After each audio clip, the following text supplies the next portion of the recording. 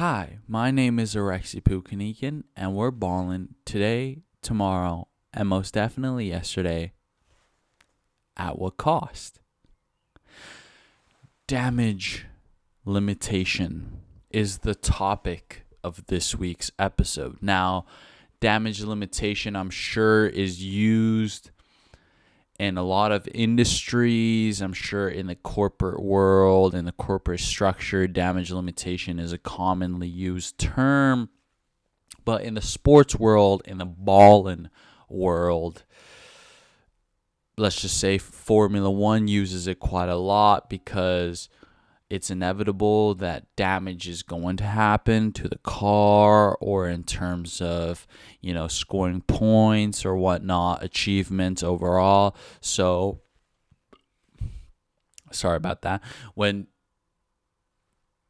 damage has been made, damage limitation is, by definition, action taken to limit the damaging effects of an accident or error. So it's just like, let's just say you cut your hand open, something bad like that. Now we really got to make sure we put the lotion on it, the medicinal lotion on it, and the Band-Aid, and then make sure that it doesn't get infected, all that stuff. We don't want it to get worse. All right. Now, in the Formula One world, so far, the one person who has understood what damage limitation means more than everyone else is the man himself, Oscar Piastri.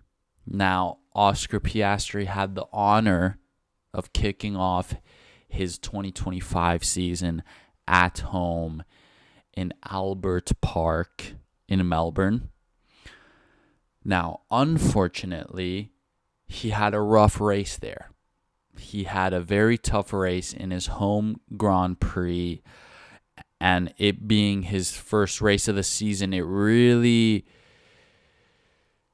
put him in a position where, great, after round one, I already have to do damage limitation.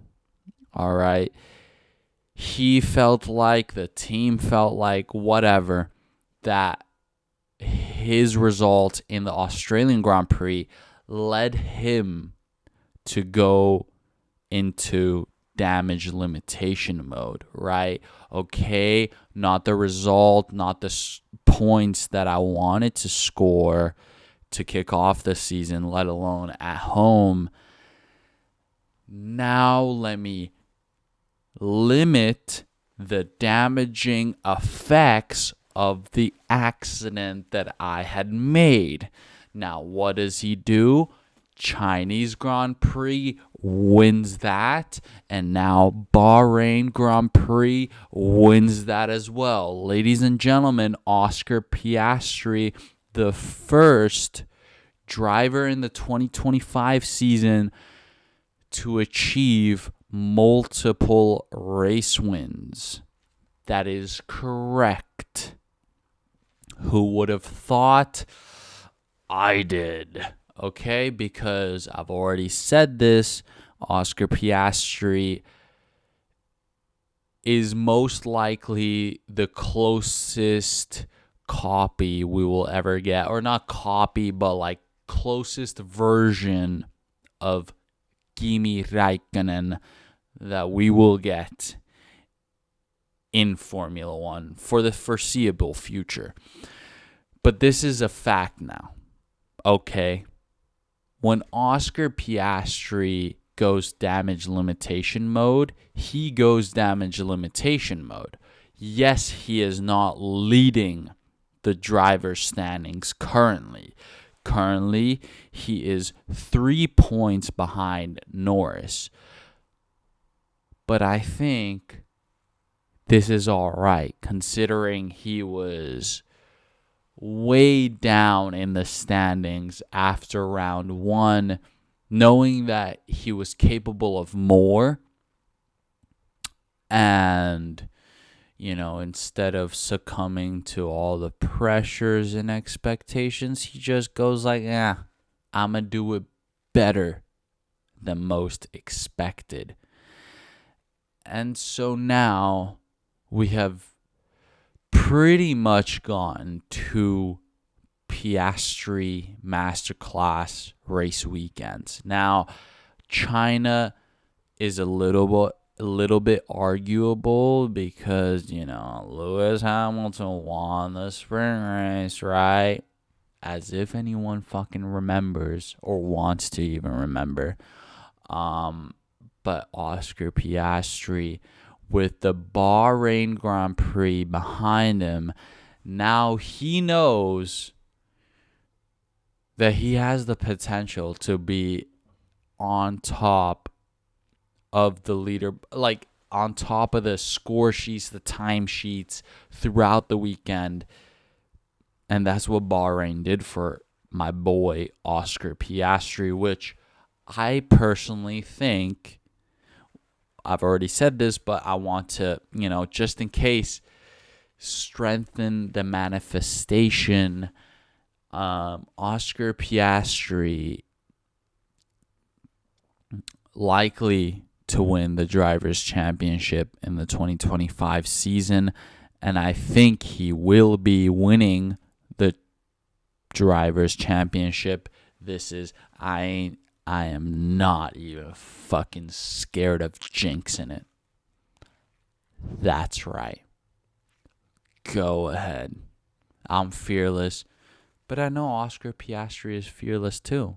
Lando Norris is not an easy teammate to have. Lando Norris isn't slow. So Oscar Piastri has to be 110% every race weekend. But I think after this Bahrain Grand Prix, Oscar Piastri will only go 1,000% going into each race weekend. So shout out to my boy Oscar Piastri for a flawless Bahrain Grand Prix. And hopefully the next round will help you even more. However, just talking about the Bahrain Grand Prix a little bit more, old money man Russell, old money man George did help out a little bit, aka Mr. Consistency. He in fact helped out, even though he was, like, if we're really talking about, where he should have finished in the race, honestly, after all that he revealed, I'm so surprised he's in the podium. I mean, he had like fucking technical issues. That's the easiest way to put it. I mean, he said that his steering wheel was like under threat of, disconnecting to his car. He had like braking problems, as in like he had to press his brake all the way down to like actually brake, which is crazy in the F1 world. And he was in like super old soft tires, holding on to the second place. Norris just freaking pushing him from behind. And somehow Mr. Consistency scores that P2 while keeping Norris behind him. I mean, thank you. Thank you, old money man Russell,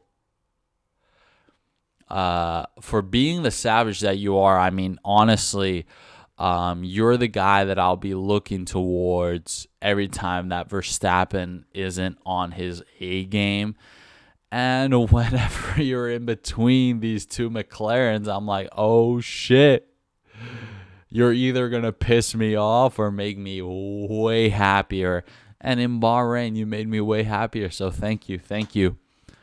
Old money man Russell, just doing the Lord's work, really. I mean, this guy is fucking phenomenal. Really, we're getting close. We're getting real close to having to have that uncomfortable conversation about legacy and all this, bullshit, really. But George Russell, thank you for being a legend in your own way. So, it's very obvious that George Russell is going to win a race or two or three, maybe even this season.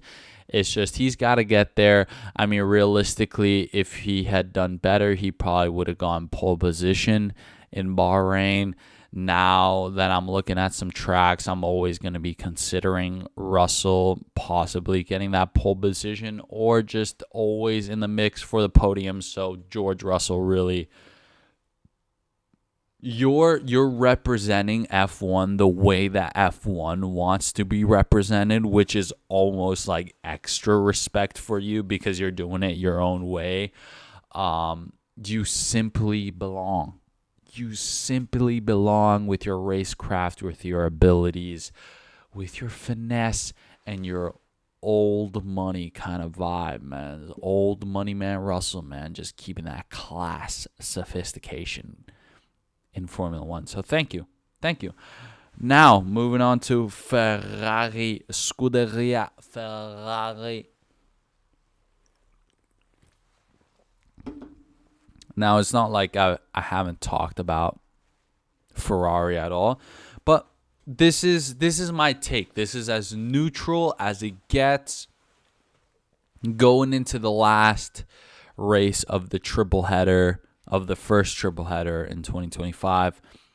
Ferrari scores a P4 and P5 in Bahrain Grand Prix.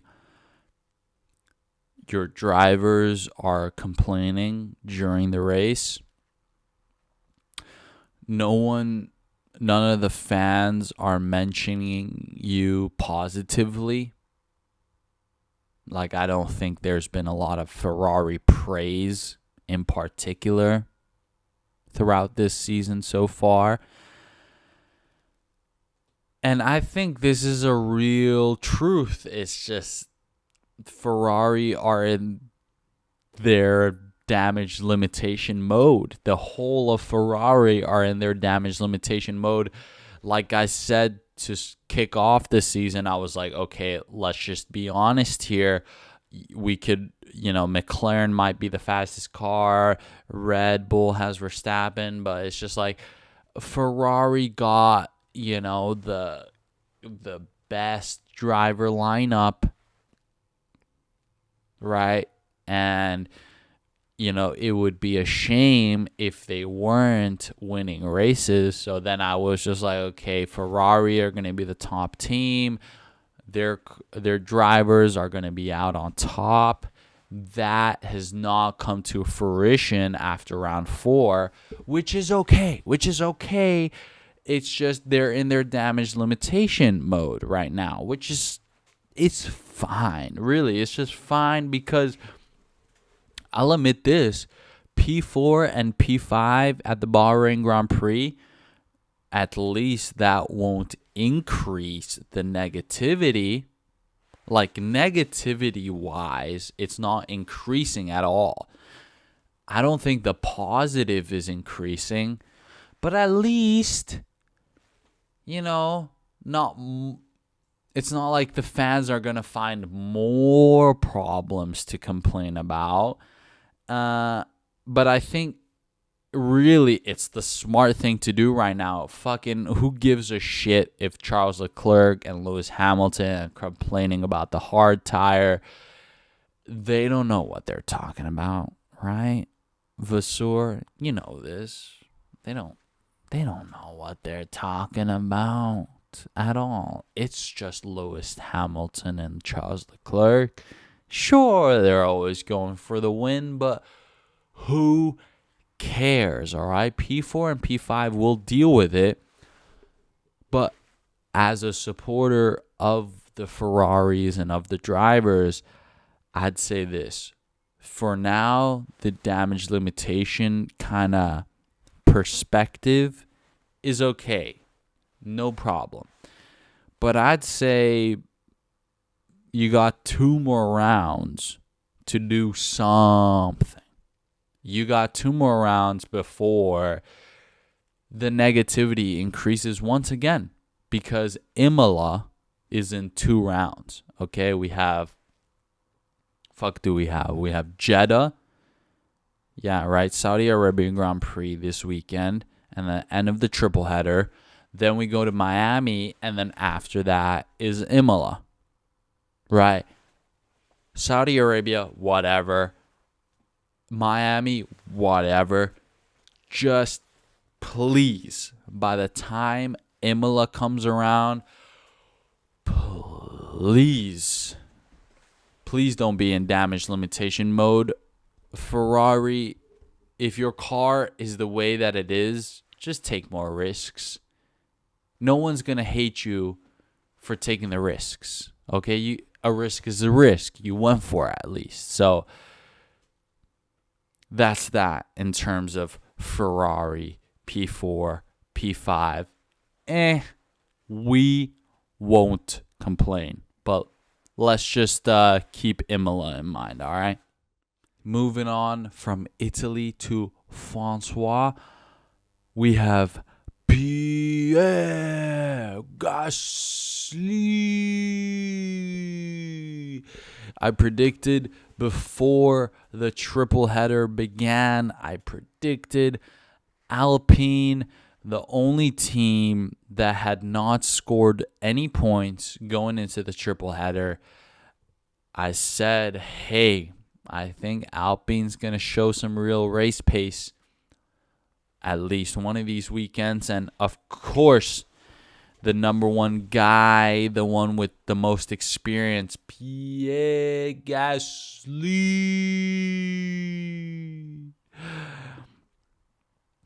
scores points after the Bahrain Grand Prix, and he had a very impressive P5 finish in quali, and then P7 race result.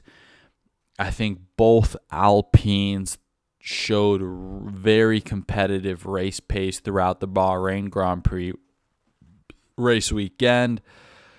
Jack Doohan was there.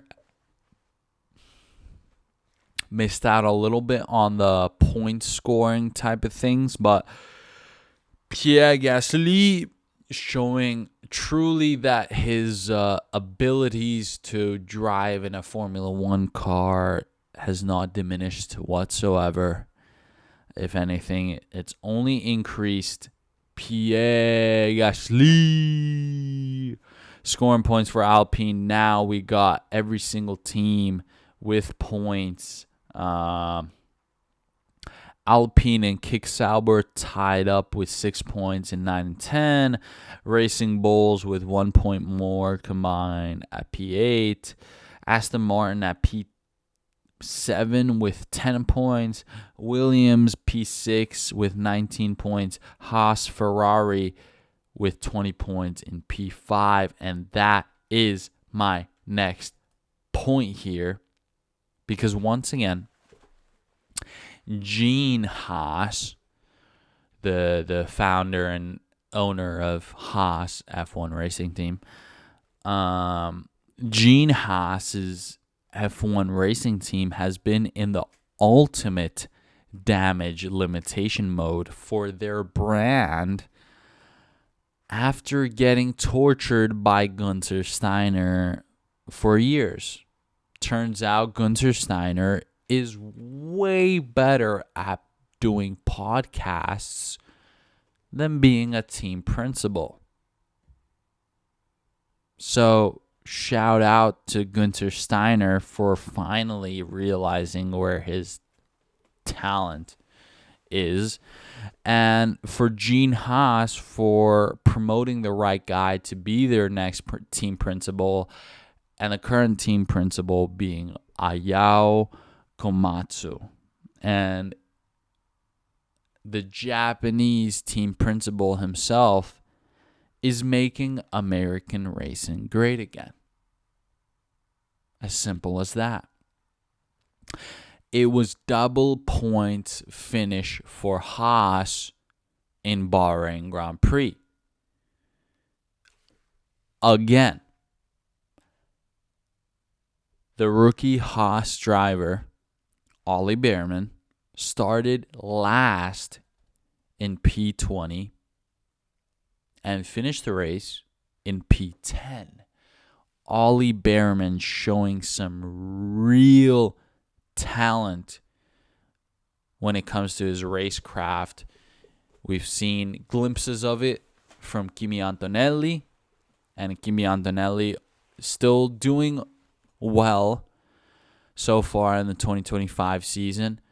I say Isak Hadjar had that point scoring opportunity in Japan.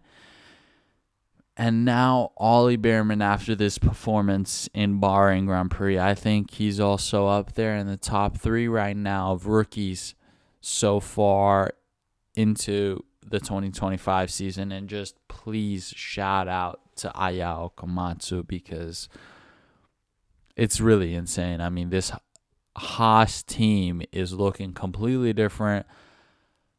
And the attitude, I feel like, is different. I'm looking at Haas a different way. I'm like, holy shit. In a weird way, they seem more American. They got some fight in them, right? Even though they got a British and French driver with a Japanese team principal, this American racing team feels like it's been made out of red, white, and blue. You know what I'm saying? Just, it's made out of freedom, this one. So, I mean, do they still have the Chipotle sponsorship? I don't know. If anyone had the coolest sponsorships, it was Haas last year. Chipotle and Palm Angels. Dude, they had that drip. You know what I'm saying? So, Haas, shout out for really, because that's what I do think. Cadillac is going to take a few years to build that, brand up in Formula One world of, we're an American racing team. Haas is finally really just showing the world this is what American racing is all about. No matter how hard you get hit, it's about how hard you can get hit and still get back up. That's Rocky or fucking, Creed or whatever the fuck, right? Straight up. So, shout out to Ollie Behrman. And in terms of, I guess, young drivers in Formula One, congratulations to Yuki Tsunoda for scoring points for Red Bull Racing. I think this was the first time since the 2024 Las Vegas Grand Prix that both Red Bull Racing cars have scored points. So congratulations to Yuki Tsunoda for scoring points in the Red Bull Racing car. Now, Max Verstappen has only scored about 97% of the total points Red Bull Racing has instead of 100 points. So congratulations, Yuki Tsunoda.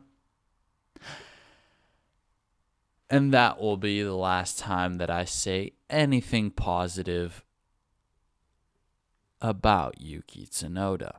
Now, this sports podcast, this program has always been about ballers. You know what I'm saying? In the term of ballers, it's like the guys who actually do the sports, the athletes, and, lots of respect for what they do and their competitive drive and just overall competitive presence. It's, I mean, no disrespect, but after what Yuki Tsunoda did to Carlos Sainz in the Bahrain Grand Prix, I'm done with you, little bro. I'm done with you, little bro. What are you, 6 months older than me? You're little bro to me, bro. Yeah, I will never achieve anything as great as you in life, Yuki Tsunoda, but frick you, man.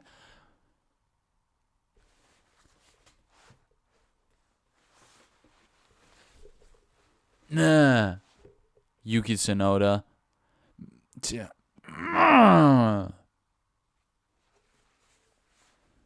Bro, why you gotta... Bro, you know what I'm saying? Like, I'm done with you, little bro. I'm done with you.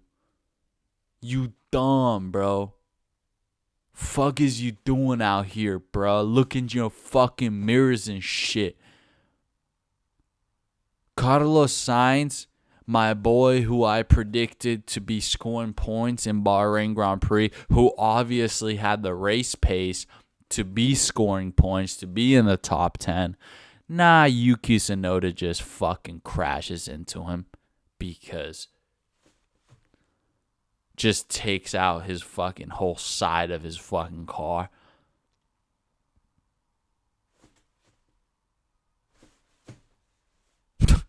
Dude, I don't even know what to fucking say, dude. I literally don't even know what to say. First of all, Carlos Sainz, don't worry. Don't freaking worry. Damage limitations. You'll get the points back next race weekend, right? The upcoming race weekend. Carlos Sainz gonna be scoring points in Jeddah. For real. But I don't know about you, Yuki. I don't know if you're going to be in the top 10, Yuki. I don't know about that, man. I'm not really sure about that, dude. I'm not really even sure if you're going to be staying in that fucking car for much longer. Right? Because Isak Hadjar is showing some real fucking balls right now, dude. Some real fucking control, dude. I don't know. I'm just kidding. It was a great race otherwise. I mean, it was a great Grand Prix. But this fucking guy. Look in your mirrors, pal. Hey, bro. My eyes the same size as yours, bro. They still fucking see shit when they're driving a fucking car. Fuck, see. Now I said something that's gonna probably get me fucking canceled in 10 years. So, fuck. Either way, I was just fucking pissed, man, because Carlos Sainz should have scored some real ass fucking points, man, in the Bahrain Grand Prix. But hey, bruh, hey, man. Sometimes, diversity or whatever. I mean, that's why Joe Guan Yu, hey, bruh, he don't look as chinky as that guy. Oh, I don't even know if I don't even know if I'm trying to be funny at this point. I think I'm just being mean. Oh, fuck. Yeah, I'm sorry. That's the last time I'm going to be nice to that guy. Fuck, man. Fuck. But anyways, I'm glad to end that off on a positive note. Bahrain Grand Prix is behind us now. I'll try my best to just, look past it. Saudi Arabian Grand Prix up ahead. Jeddah. I personally really like this track. It's fast. It's risky. It's very high intensity. Okay, because if there is going to be overtakes, then there is going to be overtakes. You know what I'm saying? If someone really goes for the overtake, something about to be going down. It's not as simple as, oh, okay, I get past you with the DRS, that's that. No. That turn 1 and turn 2 is ferocious. And every turn after that is high speed. It needs a lot of control of the car. It's no easy peasy cake stroll through the park. So with that being said, signs, points. It's a sign that there will be points for Carlos Sainz. Bars. And you know what? Just because I'm enjoying some booze. It's a beautiful sunny Tuesday.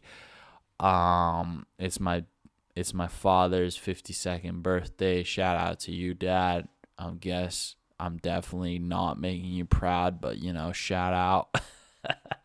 I bought you an expensive fucking birthday gift. At least it was $20.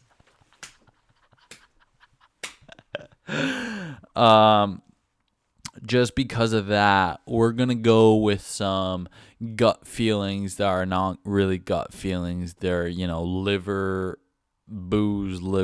feelings. I'm saying Kimi Antonelli podium. Forgive me. I know I was contemplating this. See, look, I was listening. I was thinking George Russell wins this because I'm going old money man. Russell is doing some incredible shit right now that I can't even deny. So maybe we throw him up for the win, but get this, right? I see the vision, right? On Saturday for qualifying, we will be getting a very close battle for pole position, but just because I'm not going to deny this guy,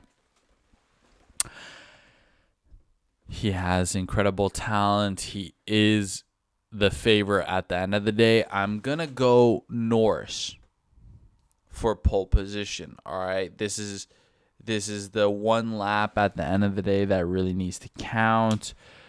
Norris is very skillful when it comes to medium/high speed corners. This guy really fucking sends it hard, right? He has the balls, right? I mean, Piastri has balls too, but it's control of the balls. It's kind of like the low speed/medium speed corners where Piastri's really skillful. It's getting on the throttle early is what I think is Piastri's skill. Also, George Russell's skill, I think, is there. It's control, but when it comes to fucking sending it, I think is Lando Norris. He has the skill, so I'm putting him for scoring the pole position. However, for the first time in the Formula 1 2025 season, we will see a different race winner that did not convert from pole position. I think it's very rare that every single person that has scored the pole position has converted it to a race win. So far this season, I think round 5 will be the round where it does not come to fruition. That is because turn 1, turn 2 gets feisty. Safety car is inevitable. Virtual safety car is inevitable. I'm not saying there is going to be a full-on car into the walls situation, but at least someone's fucking front wing is going to get nipped enough for there to be a virtual safety car.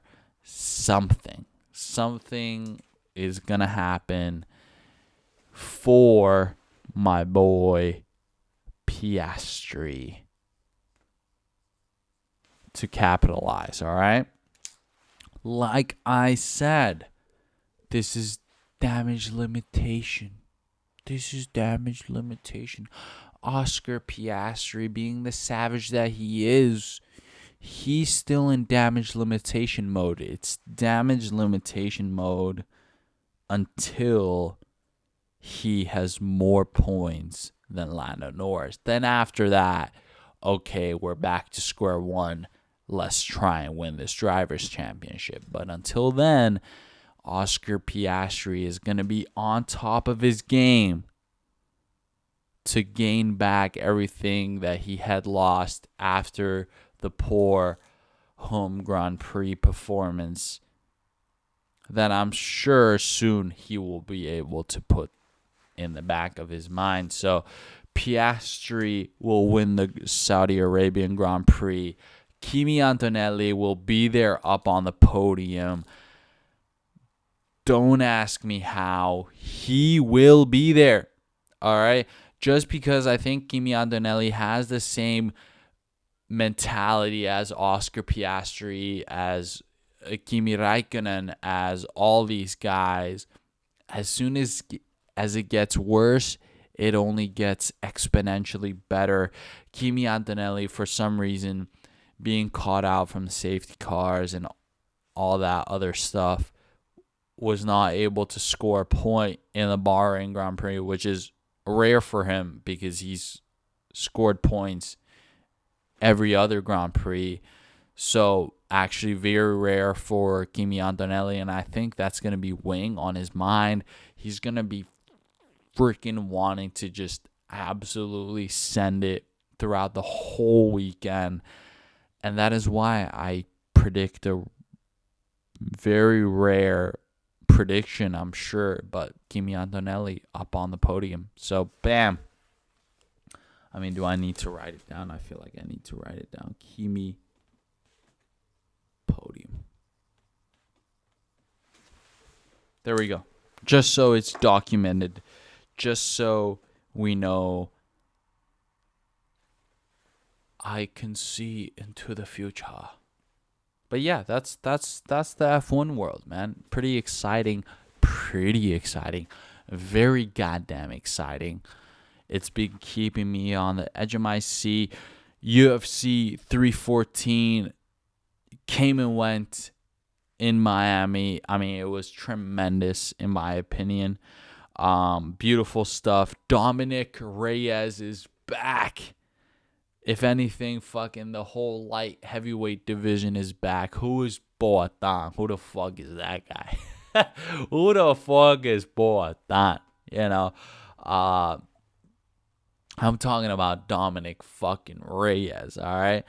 Ankalaev ain't got shit on the light heavyweight goat, who is Dominic Reyes. So fucking let's make that matchup. I don't even care anymore. 3-0 in his last 3 fights. I mean, this guy is back. Put him up for the belt. Dominic Reyes, he's the GOAT. Truly.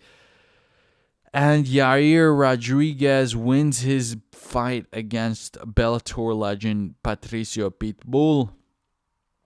I mean, I guess Diego Lopez versus Yair Rodriguez. We got to book that fight right now, right quick. Let's put it in the books. Dana White. Bryce Mitchell went against Jean Silva. Jean Silva being part of the Fighting Nerds. And honestly, I've seen enough.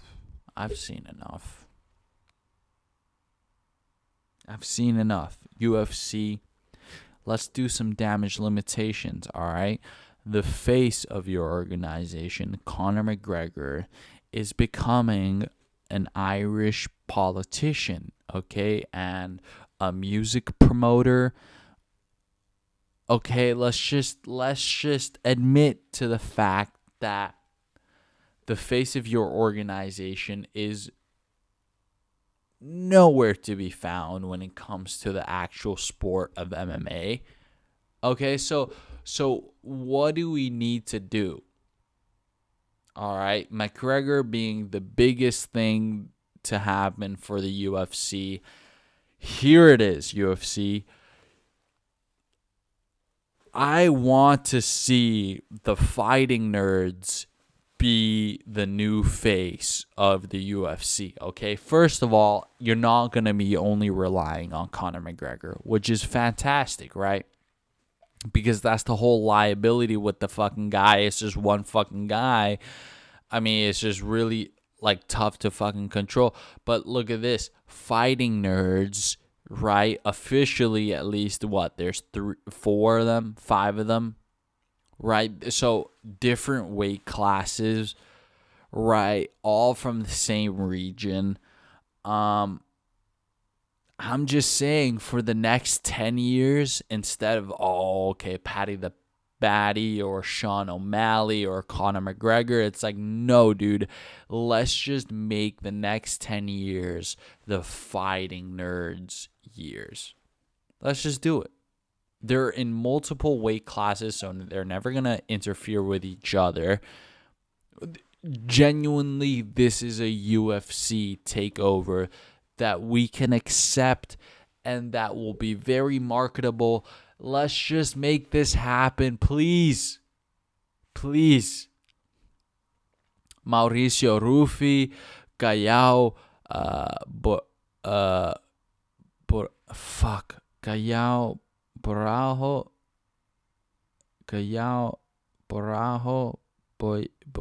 fuck. God fucking damn it. See, this is what the fucking booze is doing to me. Carlos Prates, Jean Silva, Callao Barajo, Bayaujo, fuck.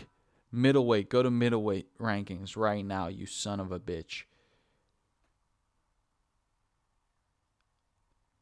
What the fuck? Is he not? Wait, what? Is he a welterweight? No way. Every time it goes to the fuck. No, Baralho. Fuck. Number 6 in the middleweight. Damn it. Okay, let's do this once again. Jean Silva, Carlos Prates, Callao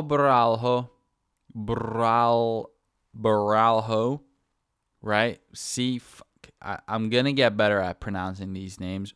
Mauricio Ruffi, right?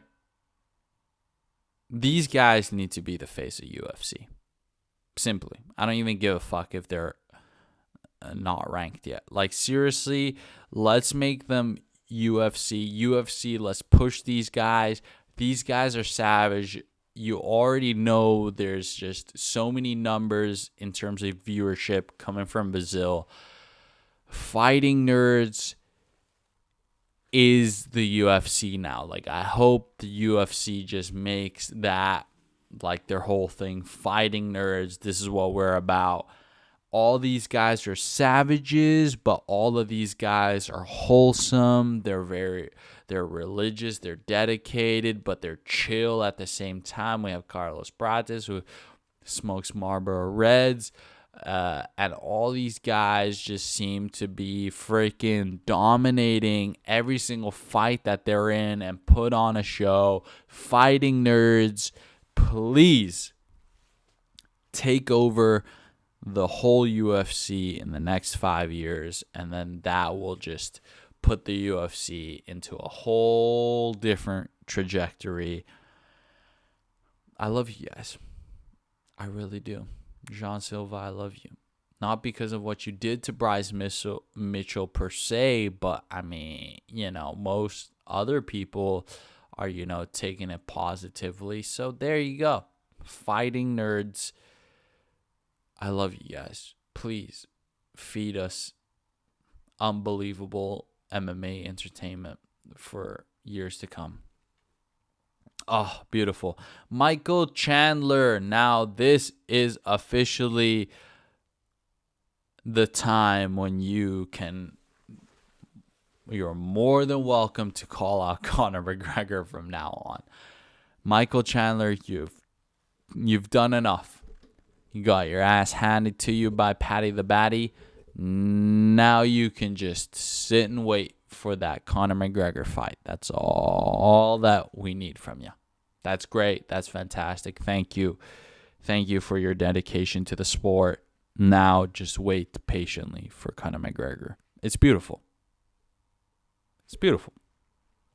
And Paddy Pimblett, Paddy the Batty, fucking, you are officially the real deal. Every UFC veteran is saying that you're the real deal. I think that you're the real deal as well. I think now just once again wait patiently, get enough recovery in you. And I don't know, the UFC social media pages are saying Arman Tsarukyan, Justin Gaethje, Charles Oliveira. I mean, if I were you, I'd still take one more tactical matchup just to build up the hype even more. I mean, personally, Dan Hooker, Money Moicano. If you're looking for the slightly less challenging ones, but then again, who says that Charles Oliveira or Justin Gaethje or Arman Tsarukyan are even a worthy matchup against Paddy the Batty? Like at this point, fuck it, right? You're young, right? All these other guys are in some ways, I mean, Arman Tsarukyan, maybe not, but all these other guys are just like veterans who are still very highly skilled. I don't know. I think Arman Tsarukyan would be interesting, actually. You know, given where Arman Tsarukyan is. Yeah, let's make that fight. Actually, let's make that fight. Paddy the Batty, Arman Tsarukyan. Let's make that fight for the, for the title contender. Yeah, makes sense. But shout out to Paddy the Batty for once again proving the boy wrong. Much love. Much love. And last but not least, Alexander Volkanovski. Alexander the Great.